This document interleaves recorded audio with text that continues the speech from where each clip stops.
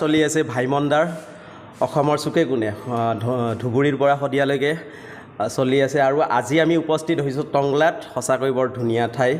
ইয়াৰ ৰাইজৰ সহযোগ দেখি সঁচাকৈ ভাল লাগিছে।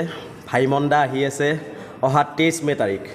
তো আজি আমি সজাগতামূলক এখন বাতৰ নাটক ইয়াতে উপস্থাপন কৰিলোঁ প্ৰকৃতি সুৰক্ষাৰ ওপৰত।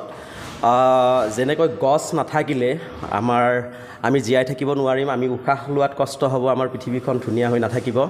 ঠিক তেনেকৈ যদি আমাৰ মাজৰ পৰা চিনেমা নোহোৱা হৈ যায় তেতিয়াহ'লে আমাৰ ভাষা, আমাৰ কলা, আমাৰ সংস্কৃতি নোহোৱা হৈ যাব।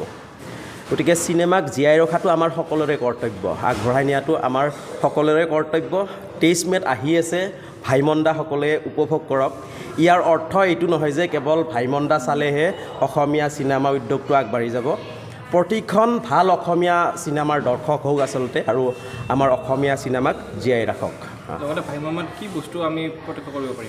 আচলতে ভাইমন্দাৰ জীৱনৰ আধাৰত যিহেতু এই চিনেমাখন নিৰ্মাণ কৰা হৈছে, বিজু ফুকন, নিপন গোস্বামী আচলতে কেনেকৈ আহিছিল চিনেমাত, কেনেকৈ তেখেতসকলে কাম কৰিছিল, তাৰপিছত আজিৰ পৰা 25 বছৰ আগৰ যতীন বৰা কেনেকুৱা আছিল, আমাৰ সকলোৰে হৃদয়ৰ আপোন জুবিন গাৰ্গে কেনেকৈ আচলতে মুনিন্দাৰ চিনেমাবোৰত সংগীত পৰিচালনা কৰিছিল, তাকেই ভাইমন্দাত দেখা পাব।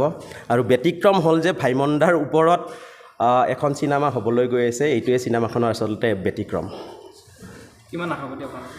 আমি বহুত আশাবাদী, কিয়নো আমি বহুদিন ধৰি অসমৰ বিভিন্ন ঠাইত যিহেতু আমি ঘূৰি ফুৰিছোঁ, মানুহৰ লগত কথা পাতিছোঁ। আমি চিনেমা হললৈ চিনেমাখন নাহোঁতেই আমাক ইমান আদৰ দিছে, আমাক ইমান সহযোগ দিছে ৰাইজে। গতিকে 23 মেত নিশ্চয় আদৰি ল'ব। সেইটো অসমীয়া দৰ্শকৰ এটা কৰ্তব্যও, দায়িত্ব। নিশ্চয় আমি বহুত আশাবাদী।